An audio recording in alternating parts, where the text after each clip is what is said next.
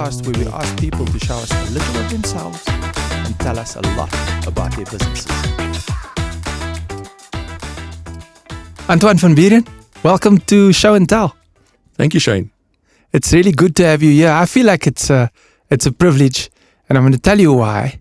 You know, you, and I'm sure people that know you will agree with me 100% when I say you are such an interesting character. You are someone that has had one of the most successful corporate careers that I know of. You are somebody that is a very successful businessman, very successful entrepreneur, also one of the most successful that I know of, if not the most successful. And you certainly are, without a doubt, the most well-traveled person that I know personally. So I mean it when I say it's a real privilege to have you on the show. Thank you so much for joining us. Thank you, Shane. It's a privilege being here. Now, Antoine, I think you were probably told that the way we kick off the show is we ask our guests to bring something with them of personal significance that might help shed some insight into who they are as people. And we like to talk about that a little bit before we go into, other topics like business, etc. So I'm assuming you've brought something along with you as well? I did. I bought my little globe. It's a specimen of what I do these days. Okay. So I can actually say my life has been divided into 3 thirds. There was the being a child, growing up and whatever, but everybody has that. Then there was the corporate part. Yeah. And I only worked in one really big corporate. I only had one interview for a job. Okay. And that is where I ended up. Not the job I applied for, but the recruitment agent that I went to see for a different job. And what job was that? It was like a cost account manager or something. Is that something you studied? Yes, I studied accounting. Okay. And then I did a full-time MBA, which was, you don't find it these days anymore. They don't really allow people to do it. Mm-hmm. But I was lucky enough to get through and did it. Then I did my 2 years national service. And then I went for this cost accountant job. And as I sat down with the recruiting agent, she looked at me and she says, "This is not the job for you, but I know somebody who needs your skills." And she picked up the phone and she found Jill's Cave at Total, organized an interview. I went for one interview with her, one with Jan Steenkamp, and the rest is history. I started at Total in the cost management department, mergers and acquisitions, all these sort of like numbers game. So this is Total South Africa, the oil company. Total South Africa. And what year was that? That was 1989. 1989. And all was going reasonably well in my mind. And at one stage, the company changed CEOs, as the group does. They had that firm policy of between a maximum 4 years normally per job. Mm-hmm. You've got to move on, which is a good policy in retrospect. And then a new person arrived. And they tend to sort of like almost vary the type of personalities. If they have a CEO that's good at this, the following will be the opposite side. Right. So the person that was there when I got there was Lafitte. He loved the arts. We had a fantastic art gallery. He loved the piano musical concerts, and we sponsored that. And then when he left, Jean-Claude Goffinet arrived here. Right. And he was completely the opposite. Okay. He was a person that he arrived with a reputation that he didn't take any prisoners. Mm-hmm. And he's a harsh boss. But it didn't affect me. I'm sitting in my little corner doing my little thing, and life was good. And one day I was sitting in the department. I was still working at 5:30 in the afternoon. And his PA phoned, Betty. And she phoned and she said, "The CEO wants to see you right now to discuss last month's results." And how long had you been at Total at that time? That was beginning 92. Okay, so just a few years then. Yeah, I was there 3 years. Similar job, did a few things, but in the same department. And my first answer was, I don't work on the results. I work on mergers and acquisitions and look at small companies that we have to look at and rubber companies or whatever. And she says, he's in no mood to argue. You better come see him. So I look around the other 2 offices of my 2 compatriots and I found the results file. So then I sort of like go up to the 29th floor. We're still in Braamfontein. And I looked at the results and I could see immediately where the problem was. Normally marketing departments see the budget as a target. Yeah. So they might at middle November be at 45% of year spend. But somehow by end of December, it's at 100%. It's to make sure they still have, but they get the same budget next year. Or more. Or more. So I saw that, we overspent and the sales were slightly under, but it was very difficult in a multinational like Total. If you missed your target, I think it was more than 10%. It was just who they're going to fire, not if. Right. Because these results are communicated up the chain and to investors. Right. So there were always consequences. And I walked into that office and the man was in a foul mood. He was hitting the desk, jumping up and down. He's got the people on speakerphone. I'm sitting there and it's really unpleasant. And sort of like, then he stops the conversation and asks me, what is happening? And I explain to him, this is what happened and that happened. But eventually he's done with the French. It's about 7:30 in the evening. I'm sitting there all bewildered and I realized this is the end of my career. But I would imagine you wouldn't have been reporting directly to him at the time then. No, there was a planning manager between us. And where was the planning manager? Well, he's gone home by then. Okay. So the office hours stopped at 5 and the two ladies working with me had families. So they normally left at 4:30 or 5 or whatever. And I was sitting there trying to miss a bit of the traffic. Wasn't there intentionally to sort of like deal with this nonsense. And he then kept on asking questions or whatever. And eventually I sort of like left there. But I didn't sleep that night because I realized it's the end of my career. I wouldn't be the first person he's fired. He fired a regional manager for asking a question at a conference. He explained the need to change for the company. We can't always be in the arts. You don't wear your shoes forever. At the conference he was at explaining. At the conference. It was a sales and marketing conference at Mount Grace. What did the guy ask? Well, so he asked this question, you want to change, you change your shoes, you change your shirt. Right. And then just before scones got served at tea time, the guy raised his hand and he said, may I ask, why change something that's working? And he said, it's a very good question. We'll deal with it after tea. And he walked over to the guy and told him, you're gone. And the guy said, should I go back to the office? He says, I never want to see you in my life again. Wow. Okay, it was before the CCMA. Clearly. I was going to say, it was at the time where labor laws were slightly different in South Africa. It was completely different. Yeah. But I mean, you could fire people like that on the spot, right? Well, could you? It still cost you money. Oh. Not as much as it would cost today. Right. You can fire anybody, but the question is how much it's going to cost you. And the court cases are big in the papers, but it's a non-listed company in South Africa. And that's what happened. So the next morning, I'm sitting at my desk, minding my own business. 10 o'clock, I get a call. Betty, the CEO wants to see you. And I remember looking, where's my jacket? My briefcase, that if I came back, I don't have to start looking for this stuff. I could just take it and leave because this is the end of it. So I sat down in his office eventually. But I mean, I'm sort of like, I can hear my heart beat in my toes. I mean, I can hear it everywhere. I can hear it beating. And he says to me, where do you see yourself in the future, in 20, 30 years' time? And I sort of like looked at his chair and he says, oh, you want my job one day? I said, I would, but it's not the reason why I'm here. And he said, well, things have changed. The planning manager was fired last night. Your boss? My boss. Who was on the Manco. Okay. He was on the management committee of the company. He was fired last night. You won't see him again. I've already organized with Paris to send somebody new. Charles Colbert will be here within a week, him and his wife. And I really appreciate your time yesterday, despite the strain we put you under. And if you do your best to translate and introduce Charles into our industry, so that you can understand how the South African industry works, because it's not like any other industry. It was very regulated, especially in the apartheid days. I'll organize you a job in Paris. And by far the youngest person ever to go to Paris at that stage, at the tender age of 29 in 1993. And that was the start of my career. And because that went well, I progressed very quick through the stages of the corporate ladder in South Africa. My most rewarding time ever was when I was in logistics.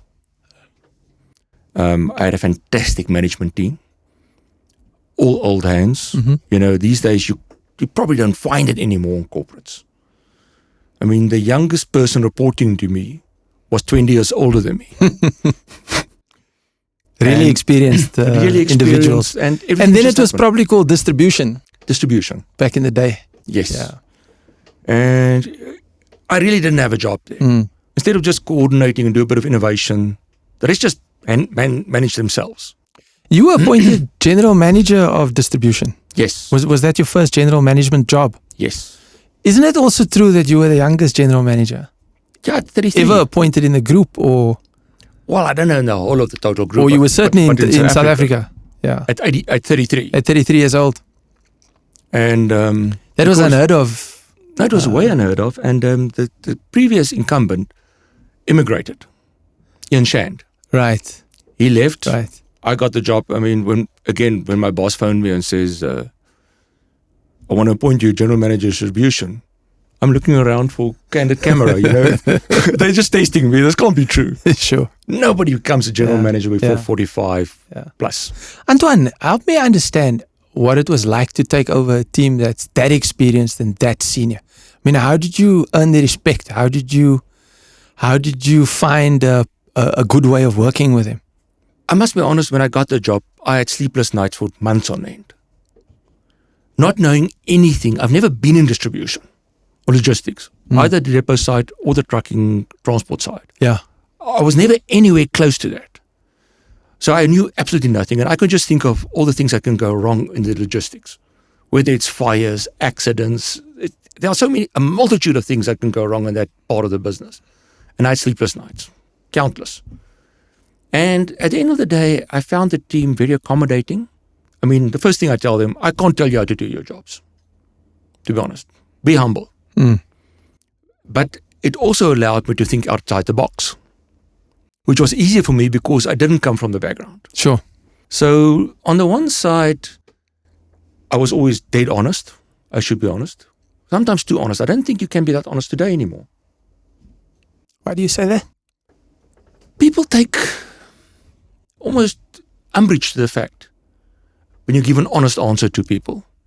You must be more politically correct these days. Those days, it wasn't much like that. Right. I mean, let's put it that way. The team was out of sync with the country. It was mostly white men in their 50s and up. As I said, 53 or 54 was the youngest person reporting to me. I mean, when you hand out certificates for long service in that department, you don't even attend the 10 and 15-year services. You start from 30 years on. Otherwise, there'll be too many. The most I ever presented was a 40-year certificate. Wow. I mean, it's unheard of these days. Wow. But 40 years. So I had to speak to specialists. I mean, I remember arriving with the trucking expert, Graham Soul. I said to him, Graham, I need a day of your time. He says, what do you want to do? I said, go show me the different trucks. I can see which ones get used where for what purpose. And he took his time and we took it out to two or three suppliers and showed me this is a rigid, this is a trailer, this is a... And at that time was Total doing all their own transport, or was it... A combination. A combination of own and third party? Both. They had both parties. Okay, so you had that complexity to deal with as well. But you had a specialist like Graham Soul, who's probably still renowned in the industry. I don't know whether he's still operating in the industry, but he was renowned in the industry as really knowing this thing well.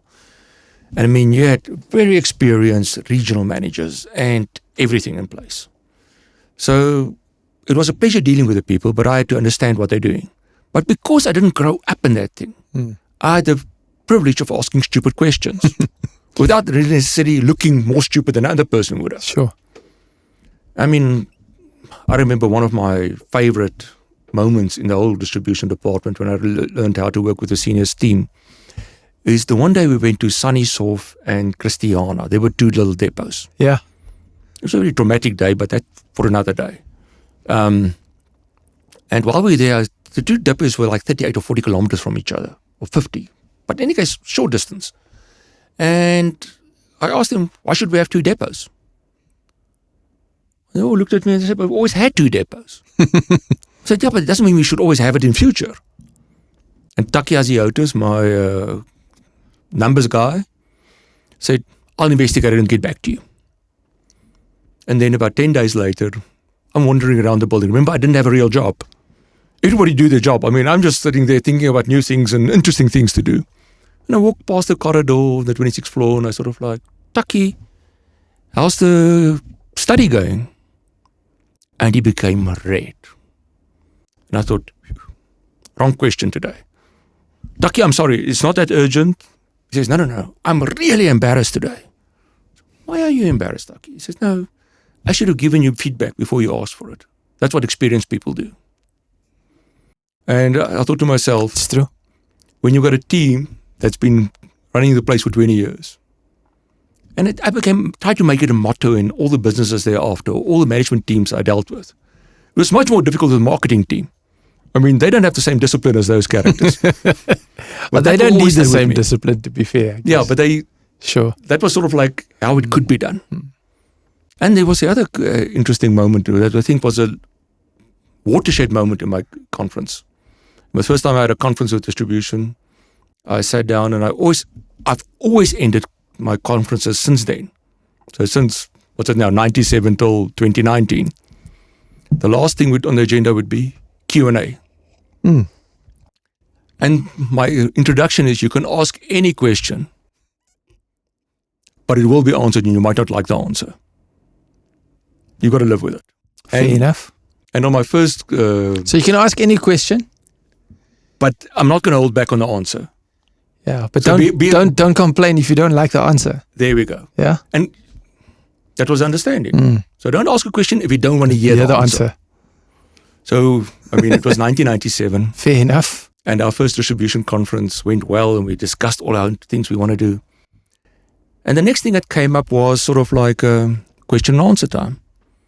And one of the more established characters, raised his hands. He says, why should a BE candidate earn more than a white person of similar experience? And I said, it's very simple. There are lots of whites with these experiences, and there are very few black people with these experiences. That's why I pay them more. It's a question of supply and demand. Supply and demand. It sounds like it. And it went dead quiet. But that was the true answer. Did he still have a job a week later? Yeah.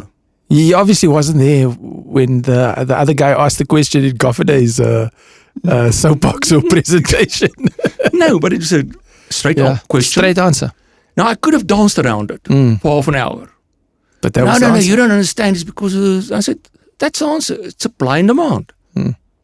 I had to pay this character a lot more than I would have paid a white person to keep him.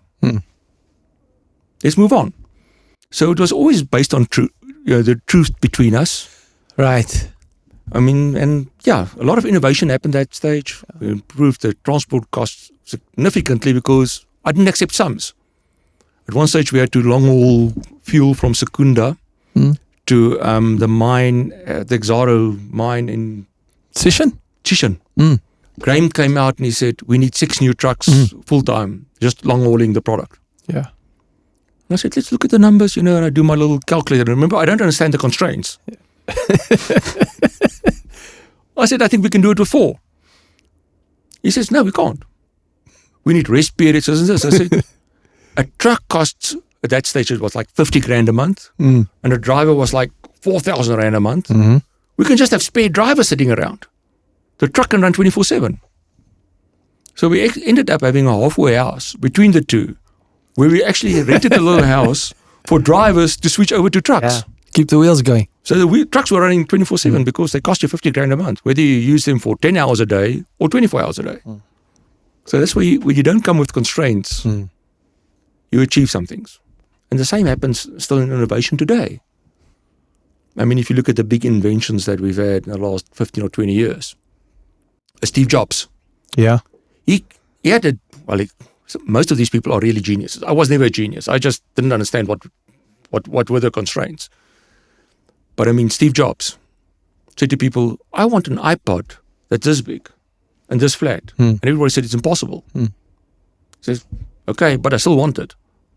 I wanted an iPhone, a smartphone without buttons.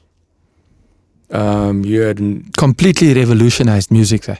You had Elon Musk developing SpaceX Tesla cars, because he didn't understand the problem. So I think it's very often applicable to people that if you're in a job and you're so busy doing the admin side, you don't find enough time to think about what can be done.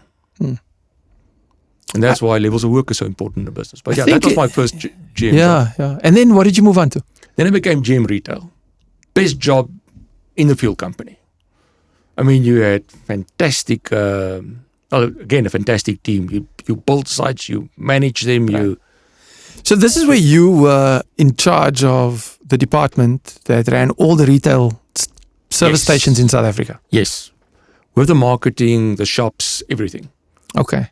How many sites were there at the time? Do you remember? There were about 700. 700 service stations. 716, something stupid like that. But 700.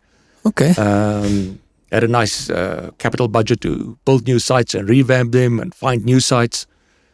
And it was a very challenging time. But I had a good team. But that was also my downfall, because then I had the best job that South Africa had to offer in total, to be honest. And after that, there was nothing left in South Africa. So because I started early, at 40, I ran out of options at total. Sure. Now I have 2 GM jobs, and any other job would feel like a demotion after retail. Now we're going to put you into commercial, IT, whatever. Oh, come on. After you've been in a glamour job with the highest level. Yeah, and wasn't there a policy or an approach where Total wouldn't appoint a CEO that was South African? Yes, it was a firm policy. It was a firm policy. And the reasoning behind it was that they always said that it would be difficult for a local to take the difficult decisions. I don't believe that, to be honest. I think if you're a professional, you will make the difficult decisions for the business. But Total, it was a worldwide policy, and the only place they didn't apply it was France itself. So in France, a Frenchman could be CEO because that's where the base of the company was. But anywhere else in the group, that was the policy. So I was then offered a few jobs. And Total is a very interesting way of getting rid of you. They'll make you 3 offers. And if you don't accept any of the 3, they'll park you in a job where you'll beg them to leave eventually. Especially in Paris. Right. So, and the first job I was offered was the CEO of the Philippines. Of the Philippines. And it was a fantastic job. Any way you look at it, that's what you always worked at Total to end up there. On the international circuit. Yes. Being paid in euros. Yes. International career. You got free houses, cars, staff. It's just a fantastic job. Interesting place as well. Interesting place. And I asked them, where would my first job be? The Philippines. After 4 years, because of the 4 years you move, where will the next job be? They said, guaranteed it'll be Paris. And I loved Paris because I worked there for that 2 years that Carfine sent me. Very stressful time, but worthwhile, especially to learn the language. And then from there, it's sort of like, what's the next job? We'll see where the group needs you. So, okay, no, I can live with that. The group will look well after me. And the same day, I ended up going to the Credit Lyonnais Bank in Total Head Office. And there I saw a friend of mine called Stephen McGarvey, who was also South African, was in the supply side, and he was working in Paris. And then he got a job as the gas manager, Total Gas, for Mauritius. And I said, come on, Stephen, you've got the best job in the world.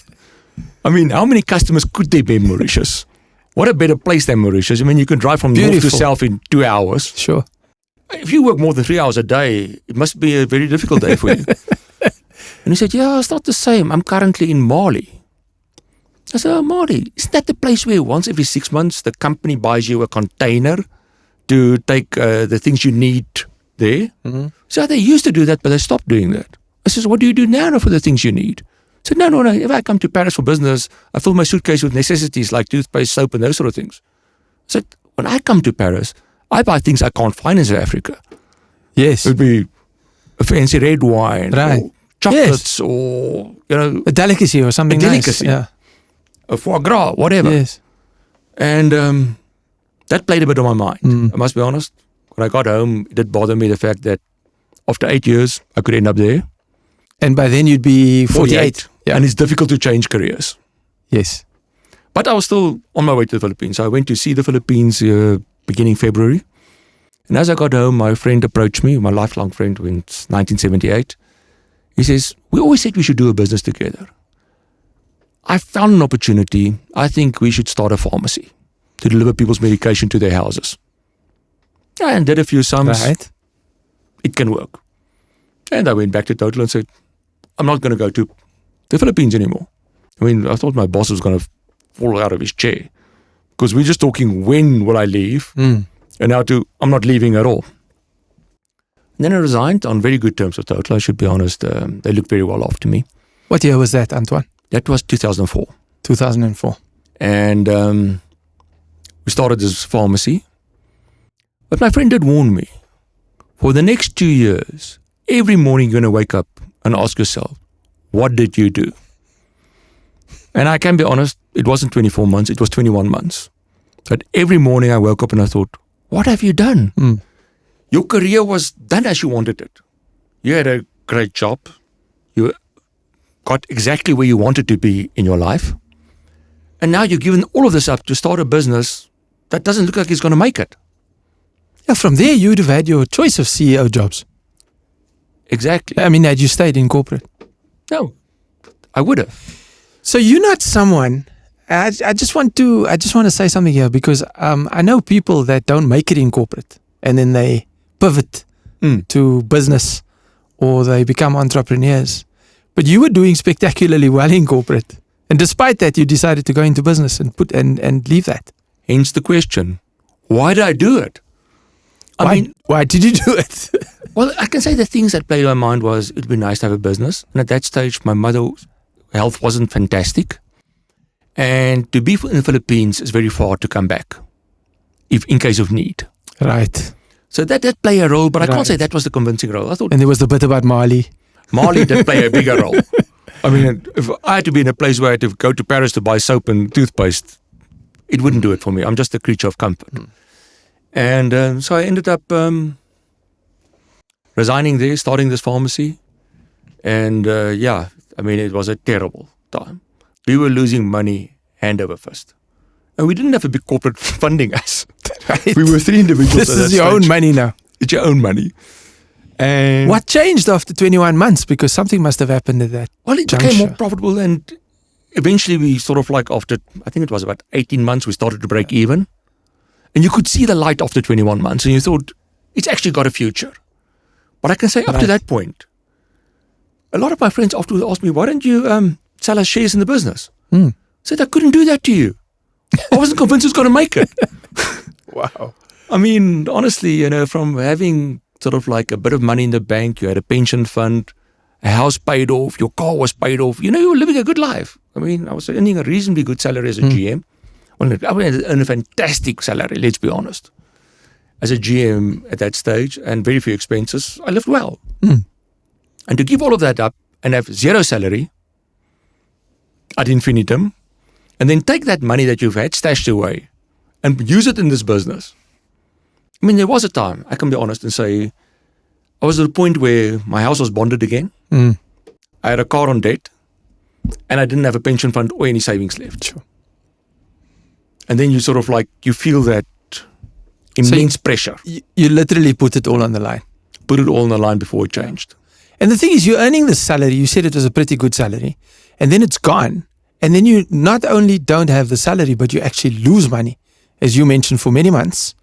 And then, once you start to make money, you almost have to make up that gap. That was it. Just to get back to where you were. And then you're probably a few years in. No. That was it. I mean, I remember you sort of like it was a simple process. End of the month, we need X to pay our suppliers and salaries. Right. And I'll phone it to other shareholders, my two mates, and folks, at one stage we were losing $1 million a month in 2004 money. Between the three of us, it's 330,000 each. Now, to put it into context, it was equal to each of us putting 3 Corollas in every month. Yeah. And my one ex-partner, the one day, sort of like, he says, I'm sick and tired of this. Then on the 31st, I arrive here with 3 brand new Corollas. And when we go home on the at the last day, hour of the day, it's gone. And then next month we've got to go buy new Corollas to put in here. So yeah, that puts a different That's a perspective way to on it. really bring it home, the value. Yeah. When you picture it as a car. It's sort one of thing to say 300,000 or whatever the case may and be. these days people talk about numbers like, Yeah. It's only $1 million here or $1 million there. And it was a tough time. Eventually we turned it around. We turned it into a very successful business, sold it. To look after our interest, I had to go back into corporate for a limited time. I literally stayed there for 3.5 years. And Was that as a condition of the transaction you did yes. when you sold the business? Yeah, and I can be honest, it doesn't sound right, but we insisted that I get a senior position in the group in order to make sure that our asset that we've now built over the previous 11 years Right. was looked after in the new group. It's not terribly unusual, is it? Yeah, well, they normally try to keep you as a manager of that unit. But I had to move up and become the CEO of Afrocentric Health. You were the means- group CEO. Yeah, I ended up being the group CEO, but between the group CEO and the Afrocentric CEO, there were like 3 or 4% assets. And then at one stage, I was asked to retrench my CEO and the guy above me, and then take over that position. And how long were you in that position, Antoine? 3 years. 3 years. And what was that like? Because now it's a little different from Yeah. having started a business and You had more wisdom. Because wisdom comes with experience. You can't buy that. There's no shop you can sort of like pop into and say, let me buy 3 years wisdom in this area or that area. It was challenging. It was difficult to get the team to go with me in the direction I thought was the right direction. And we built a nice business up. And then I realized I had to get out of it. I mean, I wasn't built for corporate anymore. And then one day I heard a study. I happened to be at a function, and I hear these people talking behind my back. And the guy says, no, he sort of like goes, he plays golf every week. He plays a bit on the share market to keep himself busy. And then once a month he goes away for a long weekend, and once a year he goes overseas on a nice holiday. So eventually I turn around and I look at the character, and he says, I said, how long have you been retired? He says, no, he's been retired 5 years. I look at him and say, you carry your years very well. And his answer was, no, I just retired early. I said, was there a reason? Because he had a big job at Barlow World at that stage. Yeah, big corporate, whatever. Yeah, he read the study that was done at Boeing factory in Seattle. They took, the actuaries did a study on a simple process that we look at when do people retire and how long do they live in corporates. It's not applicable to owner businesses or something else. Right, so you're coming out of a corporate career. Yeah. When did you retire and how long will you live after retirement? And the sum total was extraordinary. It's actually a study you can Google if you feel like it. What did it say? And they used it at 2 factories, the Boeing factory and the Pratt & Whitney, which is engine manufacturers. Similar engine business in a similar part of Seattle. Yeah.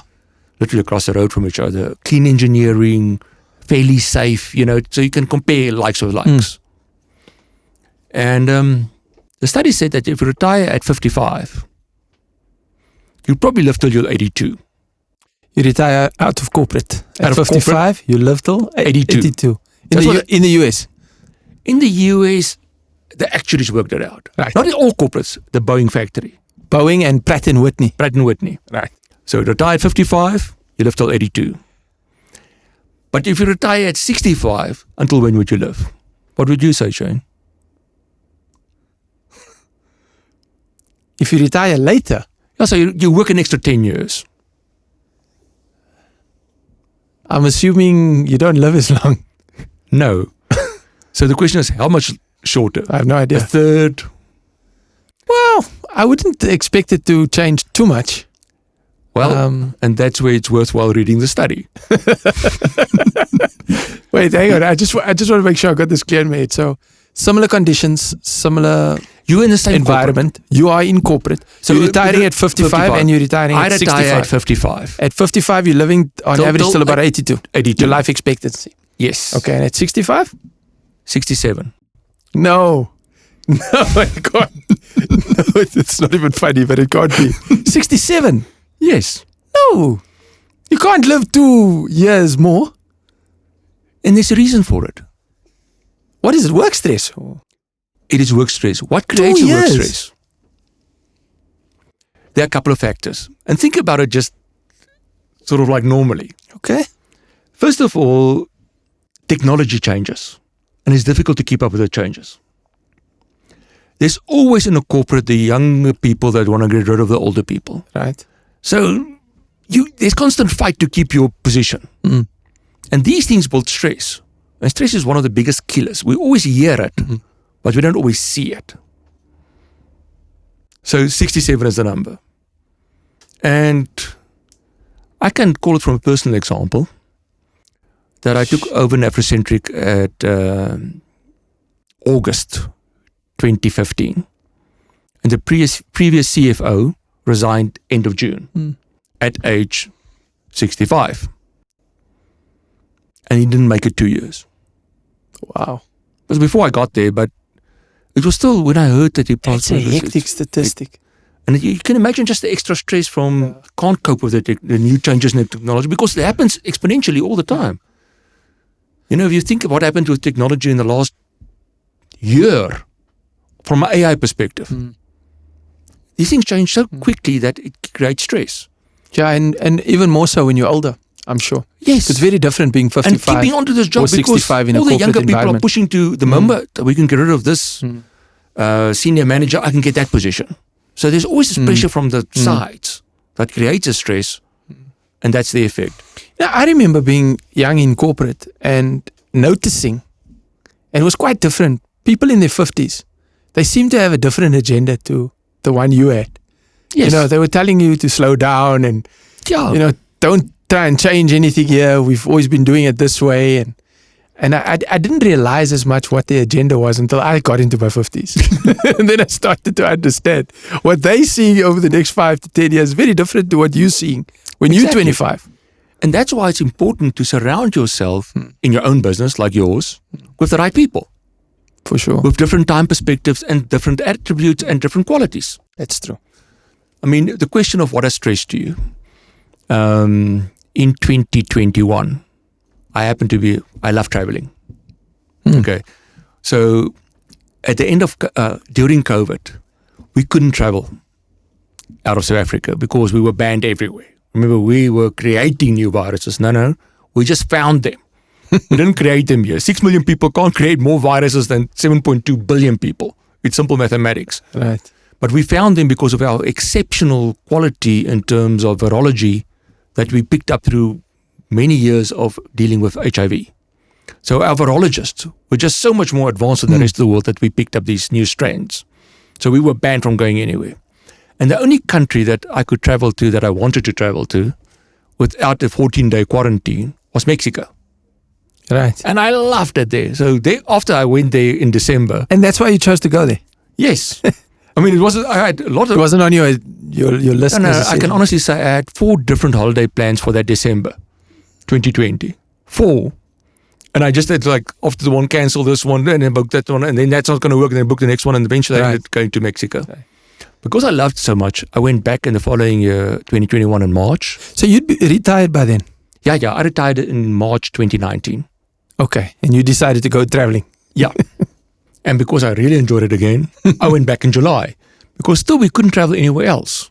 It was limited places. It was either Mexico or South Africa. We had fantastic holidays in South Africa as well. I mean, we've got a fantastic, beautiful country with lots to do and lots to see. So I went back to Mexico, and on my one flight from Mexico City to Cancun, because I haven't been to Cancun, I always go to the West Coast. So I went to the East Coast, Cancun. Everybody says it's a fantastic place to go, so I go there. And as I'm about to land on this big 787 with my nice big seat, I start looking for 3 things. There's 3 things always important when you travel. It's your cell phone, your wallet, and your passport. And I found my cell phone, wallet, passport. No. Passport. Now I'm going and looking in little pockets in my hand luggage where it can't fit in. But it must be there. So desperate to find it. Because I needed it to board the flight. Yeah. It doesn't mean you still have it on you. And then thinking back, it's like eventually I got all the stewards and everybody on their knees around my chair looking for the passport. Then I realized it's gone. And we're about to land. So I'm sitting on my big chair and I decided I've got to play Sudoku to distract me. So I'm playing Sudoku. I'm sitting dead still. And I looked at my Garmin and my heart rate is 104. And that is stress. When you're doing no physical activity, Right. no alcohol involved. It's not like you ate the biggest steak in the last half an hour and your heart rate's 104. That's stress. And it actually felt like somebody took my heart and kept it in the hand and squeezed it. I couldn't breathe. I mean, honestly, eventually I get to the hotel and as I'm checking in, being a very valued member of the Marriott group, they look at me and they said, where can we book your restaurant for tonight? I said, no, thank you. I don't want to eat. And after 2 or 3 times to and fro, the manager says, so we'll give you a complimentary meal at one of our restaurants. I said, sorry, I still can't eat. I could barely swallow or breathe, never mind eat. And that's stress. And I think that is what catches up with you in corporate overtime. That elevated heart rate through stress makes you more vulnerable to diseases and breaking down your immune system and all those sort of things. What advice do you have for people that are sort of in the twilight of their careers that are suffering stress? I mean, what did you learn to have to cope with that, or did you not have it at the same sort of level? I left before I really built up that stress, and because I was a fairly big shareholder in the business I was CEO of, I had a lot easier than a normal person. It's a bit different. Yeah, I wasn't sort of like dependent on my salary of the business. It sounds terrible to say, but that was a nice to have. I mean, I never had a salary. Remember, we never pay salaries in the business at the pharmacy, ever. So I went for 11 years without a salary, and all of a sudden, people said, no, you're going to have a salary now as a CEO. It felt like I had a bonus every month. I mean, I wasn't used to getting money on the 24th of the month of whatever my account, and there it was then. But it wasn't necessary. I built up enough personal wealth by then that it didn't affect me. So it was probably a lot easier for me, and that enabled me to make the decision to say, I want to retire at 55. Eventually, it took me a couple of months to find a great successor to take over, so I had to say till 55 and 3 months. I'm interested in something you said earlier. You mentioned something about corporate wasn't for me anymore. What did you mean by that? You know, you get it. You get privileges not being in a corporate. I mean, my first 2 years at the pharmacy, I wore a suit still, like I did corporate. I mean, these days, the youth will think you silly if you say you wear a suit to the office. But at Total, we always wore suits. And now, I mean, on casual day, I'll wear my suit with sneakers. Or red nose day or whatever. That's as far as you'd go. That's as far as I go. I didn't even have a casual sort of like wardrobe. So my first year, not 2 years, first year, I wore a suit to the office. And then in October, 28th of September 2004, I had a terrible car accident. Here at the Vodacom World of Golf, where you go that big turn from the N1 to the N1, where it would become the N3, you go on the N1 north. And I had a blackout. And driving a fairly big car, wasn't a really big car, but a fairly big car, the Lexus 4x4, I didn't wear my safety belt. What's going to happen to me? Well, I can't tell you what did happen to me. I had a blackout. I broke my hip, ball and socket. I broke my knee. And with my head, I punched out the window. And I bent the steering wheel with my chest. And I woke up with my back against the passenger door with my feet on my seat. Wow. And when I came about, sort of like the car was surrounded by people. It was 10 o'clock in the morning. And you were in that accident all alone? Yes. No other cars involved? No. And you just suffered a blackout while you were driving? Yeah, it's a long story. But what happened that morning was I woke up with a slight case of diarrhea. Okay. Right. Not sure you want to hear the whole story, but that's what I had. So normally I would have left early from Northcliffe to drive to Centurion, go to gym there, and then go to the office.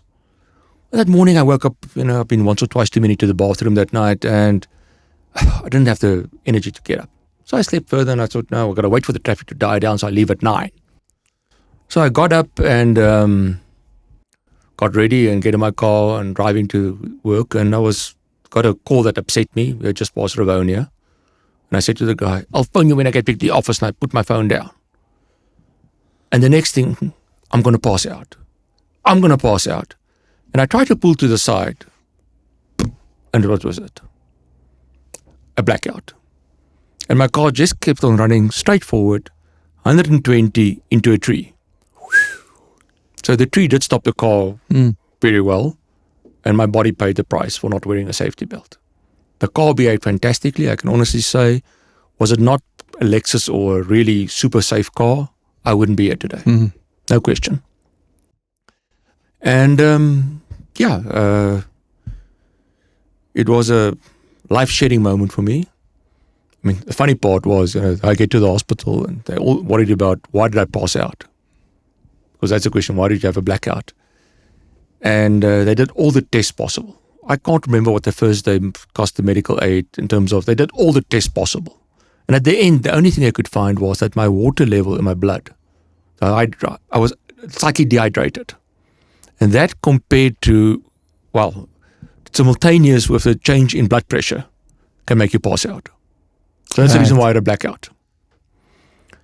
And it was a difficult time. I mean, so it's been 6 weeks in traction. Now I wear a safety belt. 6 weeks in traction? In traction. Well, end of the day, the doctor came to me for the hip. And he says, your hip is broken, ball and socket. I said, what's the solution? He says, there are a couple of solutions. The first one is, we do a hip replacement. You'll be out of here in 4 days. Second option, you can lie in traction for 6 weeks. If it heals properly, it is okay. If it does not heal, we do a hip replacement. I said, well, in that case, let's do a hip replacement today. He says, there's one caveat. At that stage, with the technology they had at that stage, the first one will last 12 years. So the second one, 8 years. And the third one wouldn't be worthwhile doing. So this would be a first in a series of operations. Yeah, you'll have two. Yeah. But the third one is not worthwhile doing. So I said, so at 60 I will be in a wheelchair. He said, yes, you will be. I said, watch me lie still for 6 weeks. And it was a very trying and testing time. But it was all worth it at the end. It healed. I did have a hip replacement, but only in 2016 again, and by then technology changed, and now they last 15 to 25 years. So completely different issue. But yeah, it was a learning experience, a humble experience. And I think those things are necessary sometimes. Antoine, I want to go back to something in terms of your corporate career, because I was lucky enough. Well, there was a time when you were my boss. I think many people probably know that. And you were fun to work for. I mean that sometimes, and sometimes not so much fun. I mean, you could blow off a little steam in corporate when you needed to. Did that help you manage your stress? It did. I was one of the people, and I've still that even in my last days in business, where I can become angry quite quickly, but then I move on. So, I find that, how could this not work? And then in 2 hours' time, it's no longer an issue.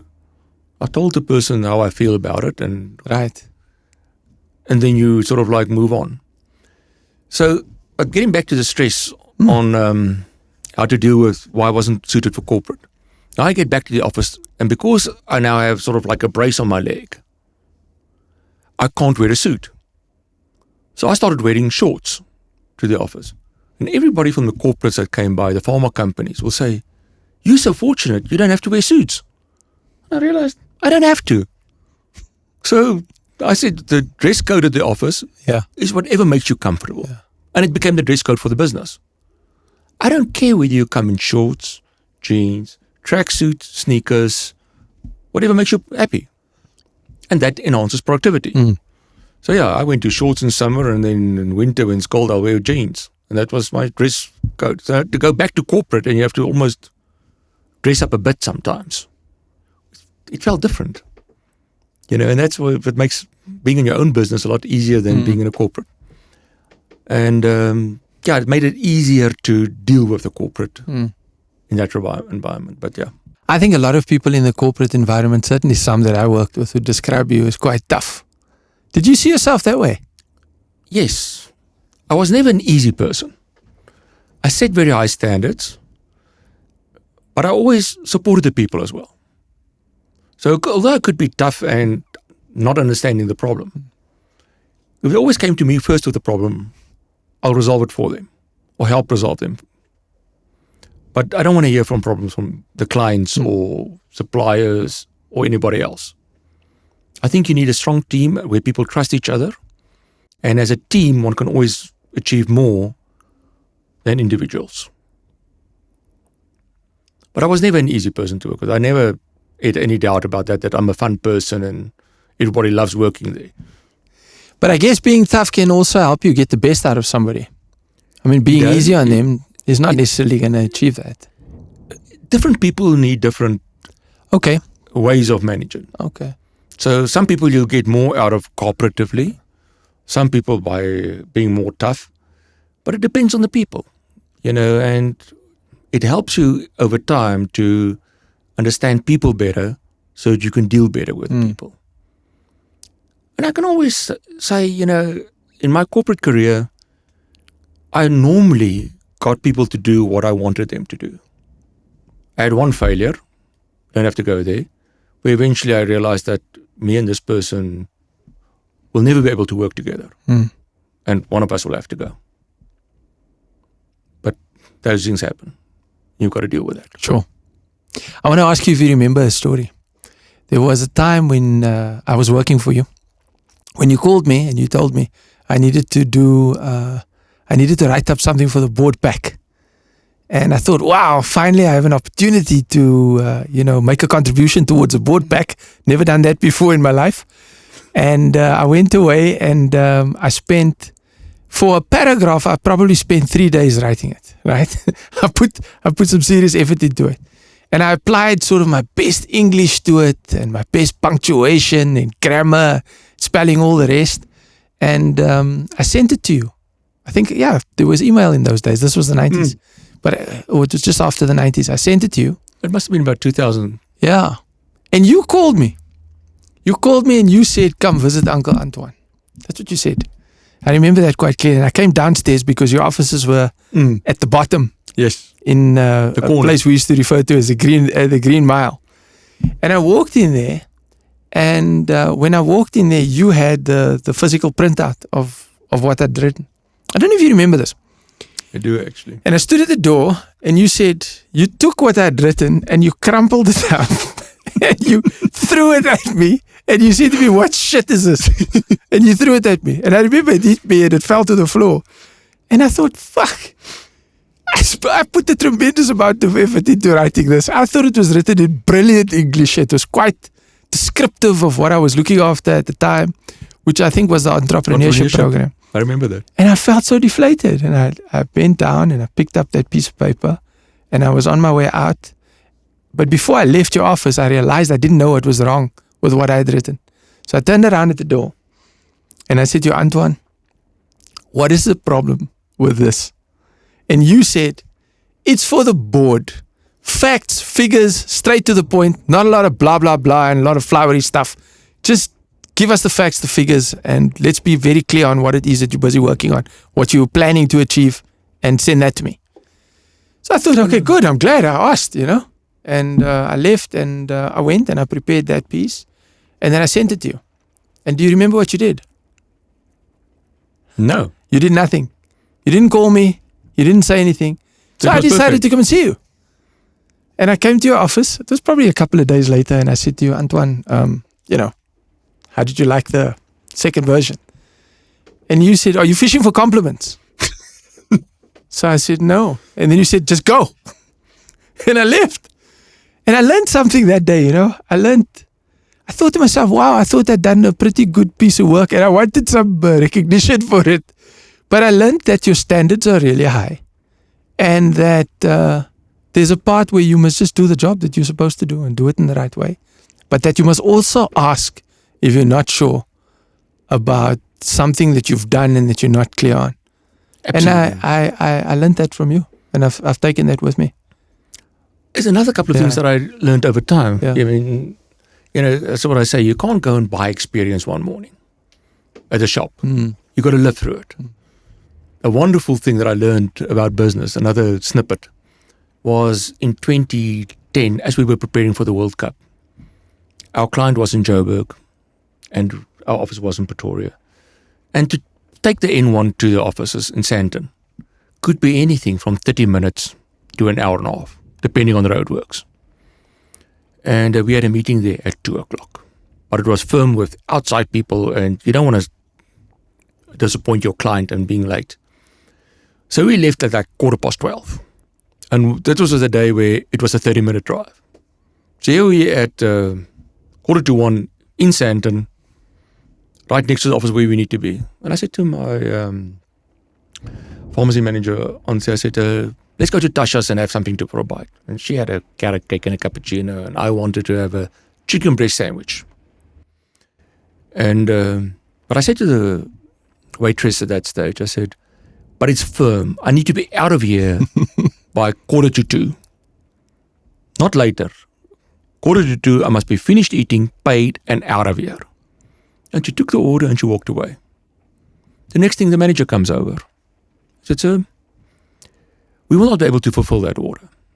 Because to make the chicken sandwich from scratch, which we cook from scratch, is going to take longer. However, we have the following one or two suggestions. Pastrami or this or whatever, ham or whatever, we can give to you in time and you can finish in time.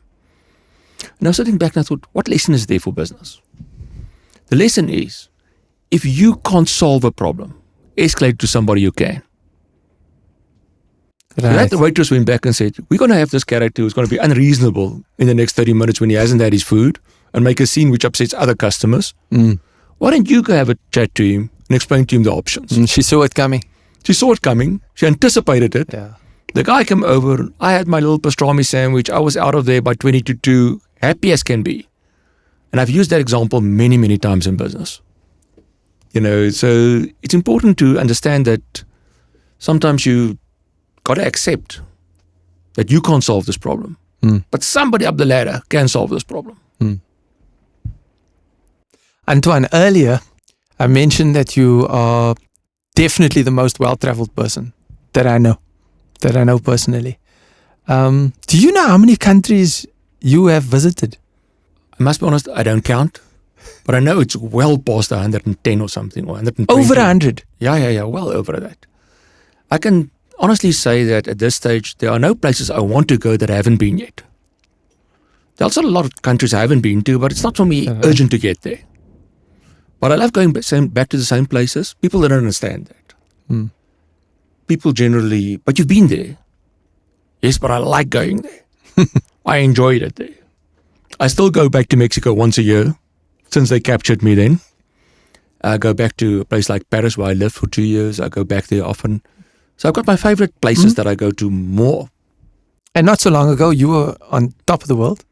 And not long after at the bottom of the world. I think you've been to the North Pole and South Pole in the last 6 weeks. I've been. Well, it was 2 months. Yeah, it was mid-September to the North Pole. And then it was towards the beginning of November at the Antarctica. But I enjoy it. I enjoy seeing new places. Had you been before? Yes. I haven't been to the North Pole before. I've been to the Arctic Circle quite a few times. Right. But it's not easy to get to the North Pole. And to be able to get there, you need an icebreaker and those sort of things. So it's a bit more logistically more complicated. But loved it there. And you were at the true North Pole and the magnetic North Pole? 2 days from each other. They're actually not the same place. A lot of people think that the North Pole and the magnetic North Pole is the same place. They're actually not. They're about 400 kilometers apart. And the magnetic North Pole keeps on moving. I didn't know that either before. when I looked at the itinerary, sometimes I get to interesting places by chance. I didn't bank on seeing it, but I find it by accident. So when I looked at the itinerary, it said CCC, and then on that day we're going to reach the North Pole, and then there's a day at sea, and the following day you get to the magnetic North Pole. So I thought, well, ask Dr. Google. Where is it? And on the map they actually show it's 400 kilometers apart. So, and it keeps on moving the magnetic with the ice and something about the world, the way it spins or whatever, it changes over time. But so I've been to both, and I love that sort of like almost desolate part of the world where you can see polar bears in their true natural condition, see the whales in their natural place. Polar bears in the north and penguins in the south, right? And if somebody said the other day, one of the naturalists on the last cruise said that if you bring polar bears, because they can't get to the south because it gets too warm in the middle. But if somebody sort of like puts them in a freezer ship and take them down to the South Pole, very soon we will be without penguins because they'll eat them like little drumsticks. Right. Of course. They're not going to eat 2 penguins a day. They're going to eat like 100 of them a day. So there are no penguins at the North Pole? No. Oh. So you got polar bears. Or maybe they were. We wouldn't know at this stage. But I think also you don't find, in the south, you don't find brown bears. I mean, people say through evolution, the brown bear adapted itself to become a polar bear. They come from the same gene pool, but they're completely different these days. The one can swim, the other one not really. So they adapted themselves over time to live in those conditions. But to see them in their true natural state, on a floating piece of ice in the middle of nowhere, that must be amazing. And you can't describe that to people. I mean, personally, I find it difficult these days to go to a zoo. About 3 years ago, I had to go with my grandson to the zoo in Sydney. And I told my daughter afterwards, I cannot do it again. It is impossible for me to see a giraffe, an elephant, a lion in these captive conditions. It's coming from Africa. I can't see it like that. If they can't be in their natural habitat, I'd rather not go and see them at all. Now I'm in a fortunate position that I can get to these places. But I honestly find it difficult to not see them in their natural state. Antoine van Buuren, I want to thank you for being on the show and talent, for sharing so much wisdom in terms of the corporate world, in terms of the business world, and letting us into a little bit in terms of your travels as well. I really appreciate you making the time to be here. You're most welcome, and I really enjoyed the time here. So just before you go, I have something over here. Actually, I must check with you. The globe. I don't think we got back to it. No, it's just, it symbolizes for me travel. Right. And there's another side to travel that exposed me over time. I wasn't fortunate to be traveling as a kid. Right. I mean, the first time I went overseas was when I went to work for Total at 29. My first intercontinental flight. And I mean, I didn't close eyes for a second. I must be honest, I was staring at people around me for the whole flight. Because the last thing that Mr. Goffinet told me before I left, if you cannot master the French language in 6 weeks, come back and stop wasting my money. And normally people would think it's a joke. With him, it was not a joke. He meant it. But yeah, he created a great opportunity for me. The globe symbolizes something for me as well, is that travel helps people to understand other cultures and other people. And sometimes, very often, we think that when people don't do things the way we do it, they're wrong. And maybe it's just different. It's different. They were taught different. A simple example. Let's go to the most basic example. My late mother invited people that were German over for dinner one night. And the first thing she said, they're very uncultured, these Germans. So, what do you mean? She said, no. They don't use a side plate. They put food on the table, on the tablecloth. I said, Mom, that's how you eat in Paris as well. I mean, my dear friend Georgina, the first time she came to visit me in Paris, she sat with a bread roll in her hand for halfway through the meal and told us, what are you doing? She said, there's no plate for it. I said, just put it on the table. It's a clean tablecloth. There's nothing wrong with that. So because people don't do it the way you do it, or we do it, or whatever, doesn't mean it's wrong. It's just different. That's it on that. Thank you, Antoine. Now, there's something we do whenever something monumental or special happens at Gulfstream. We have this, we ring this bell. And I think today something special has happened. Having you on the podcast, having you share, all the wisdom that you've shared. I have learnt lots from you over the years. I'm fortunate to count myself as somebody that's known you for a good long while. And I'm sure others watching the podcast will find inspiration in your words as well. So something special has definitely happened today. So what we'd like to do is, if you so choose, thank you for being on Show and Tell, but if you so choose, we'll give you an opportunity to ring the legendary Gulfstream bell. Well, thank you very much.